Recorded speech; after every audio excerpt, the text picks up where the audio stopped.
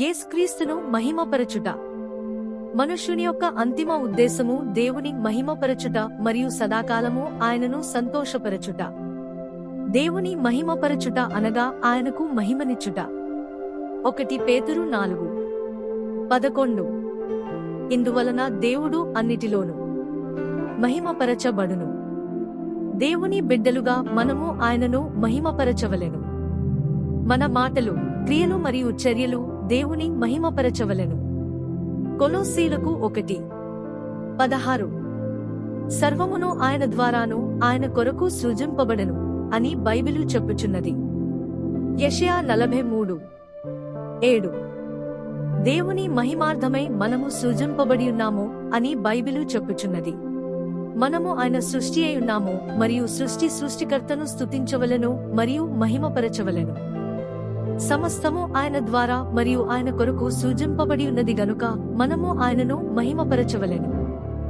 మనలను మనము లేక ఇతర మనుష్యులను మనము మహిమపరచకూడదు. సర్వాధికారి అయిన దేవుడు దీనిని అంగీకరించడు మరియు సహింపడు. ప్రతి ఒక్కరు దేవుని సృష్టి అయి ఉన్నాము మరియు మనలో ప్రతి ఒక్కరు ఆయన చిత్తానుసారముగా మరియు ప్రణాళిక చొప్పున ఎంతో అందముగా మరియు పరిపూర్ణముగా రూపించబడి ఉన్నాము. మనమందరము దేవుడు తన కృప చొప్పున అనుగ్రహించిన తలాంతులమై ఉన్నాము. కాబట్టి మనము దేవుని మాత్రమే మహిమపరచవలెను. దేవుని మహిమపరచుట అనగానేమి? దేవుని మహిమపరచుట అనగా యేసుక్రీస్తు నామమును ఘనపరచుట, హెచ్చించుట, స్తుతించుట మరియు ఆరాధించుట, దేవుని గొప్పతనమును, స్వభావమును, మంచితనమును, దేవుని క్రియలను కార్యములను గుర్తించుట మరియు ప్రకటించుట. యేసుక్రీస్తును ఘనపరచుటకు 10 మార్గములు. 1. యేసుక్రీస్తును మహిమపరచుడి. యేసుక్రీస్తును అన్నిటికన్నా పైగా ఉంచుట ద్వారా. కీర్తనల గ్రంథము 92:8. యెహోవా, నీవే నిత్యము మహోన్నతుడవుగా నుండుము. కీర్తనల గ్రంథము 97:9. సమస్త దేవతలకు పైగా నీవు అత్యధికమైన ఔన్నత్యము పొంది ఉన్నావు. దేవుడు మొదటి స్థానములో ఉండాలి, మిగతావన్నీ తరువాతి స్థానములలో ఉండాలి. దేవుని మనము అన్నిటికన్నా మరియు అందరికంటే పైగా మన హృదయాలలో మరియు ఆలోచనలలో ఉంచుకున్నట్లయితే నిజముగా మనము ఆయనను మహిమపరచగలము. 2.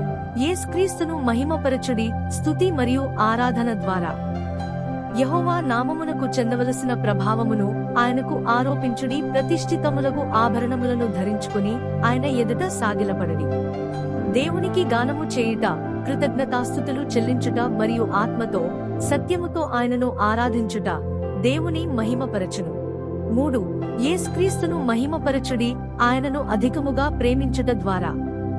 మత్తయి 22:37.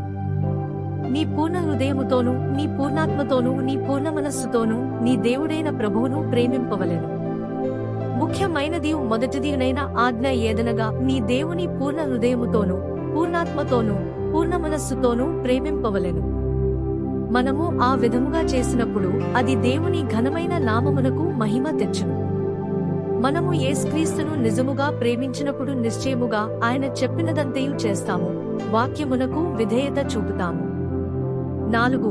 యేసుక్రీస్తును మహిమపరచుడి. దేవుని చిత్తమునకు అప్పగించుకొనుట ద్వారా. దేవునికి అప్పగించుకొనుట గురించి మనము ఆలోచించినప్పుడు ఒక పరిస్థితి యందు దేవుని చిత్తమును అనుమతించుట అని మనము ఆలోచిస్తాము. కొన్నిసార్లు దేవుడు మనలను మనము అప్పగించుకొనుటకు ఆ పరిస్థితిని ఉపయోగించుకుంటాడు. కాని అన్నింటికన్నా ముఖ్యమైనది మనలను మనము అప్పగించుకొనవలెనని ప్రభువు కోరుచున్నాడు.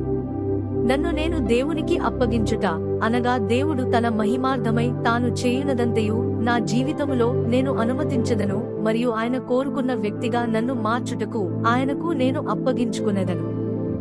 మిమ్మును మీరు సజీవ యాగములుగా దేవునికి అప్పగించుకునుడి అని పౌలు చెప్పుచున్నాడు. రోమీయులకు 12:1-2. మన జీవితాలలో ఆయన సిలువనెత్తుకుని క్రీస్తు సిలువకు మనలను మనము అప్పగించుకున్నట్లయితే క్రీస్తు మహిమపరచబడును. కాబట్టి సహోదరులారా, పరిశుద్ధమును దేవునికి అనుకూలమునైన సజీవ యాగముగా మీ శరీరములను ఆయనకు సమర్పించుకొనుడని దేవుని వాత్సల్యమును బట్టి మిమ్మును బతిమాలుకొనుచున్నాను. ఇట్టి సేవ మీకు యుక్తమైనది. మీరు ఈ లోక మర్యాదను అనుసరింపక ఉత్తమమును అనుకూలమును సంపూర్ణమునై యున్న దేవుని చిత్తమేదో పరీక్షించి తెలుసుకొనున్నట్లు మీ మనస్సు మారి నూతనమగుట వలన రూపాంతరము పొందుడి. 5. యేసుక్రీస్తును మహిమపరచుడి, సమస్తము ఆయన మహిమార్థమై చేయుట ద్వారా. 1 కొరింథీయులకు 10:31. పరిశుద్ధాత్మ ద్వారా ప్రేరేపింపబడి పౌలు మనకు ఈ విధముగా బోధించుచున్నాడు. కాబట్టి మీరు భోజనము చేసినను పానము చేసినను మీరేమి చేసినను సమస్తమును దేవుని మహిమ కొరకు చేయుడి. కొలొస్సీయులకు 3:23-24 వరకు.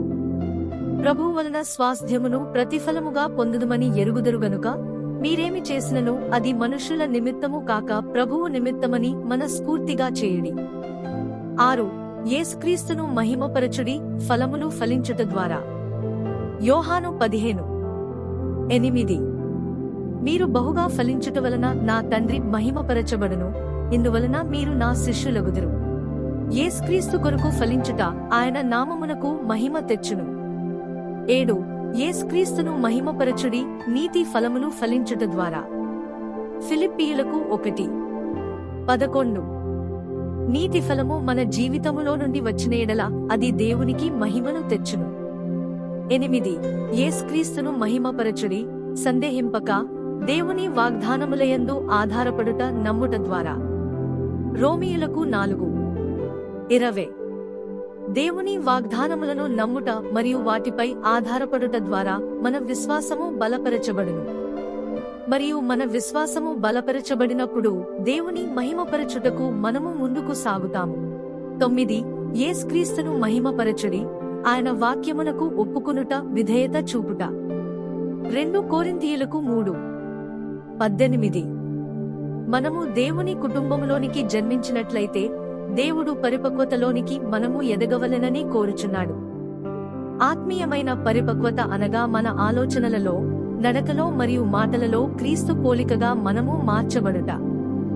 దేవుని వాక్యమునకు మనము ఒప్పుకున్నట్లయితే మనము క్రీస్తు పోలికగా మార్చబడుతాము. క్రీస్తును ప్రతిఫలించునట్లుగా మనలను మార్చుటకు పరిశుద్ధాత్ముడు సిద్ధముగా ఉన్నాడు. ఇది దేవుని నామమునకు మహిమను తెచ్చును. 10. యేసుక్రీస్తును మహిమపరచుడి, దేవుడు అనుగ్రహించిన కృపావరముల చేత ఇతరులకు సేవ చేయుట ద్వారా. 1 పేతురు 4:10-11. దేవుని నానావిధమైన కృప విషయమై మంచి గృహ నిర్వాహకులయుండి యొక్కొకడు కృపావరము పొందిన కొలది ఒకనికొకడు ఉపచారము చేయుడి. ఒకడు బోధించిన ఎడల దైవోక్తులను బోధించునట్టు బోధింపవలెను, ఒకడు ఉపచారము చేసిన ఎడల దేవుడు అనుగ్రహించు సామర్థ్యమునుంది చేయవలెను. ఇందువలన దేవుడు అన్నిటిలోనూ యేసుక్రీస్తు ద్వారా మహిమపరచబడును. యుగయుగములు మహిమయు ప్రభావమును ఆయనకుండునుగాక. ఆమేన్. యేసుక్రీస్తు ఏమి చేసిన తండ్రి అయిన దేవుని మహిమపరచాడు. మన చేయువాటన్నిటిలో యేసుక్రీస్తును మహిమపరచాలనే ఉద్దేశముతో మనము సృజింపబడియున్నాము. ప్రభువైన యేసుక్రీస్తు మిమ్మును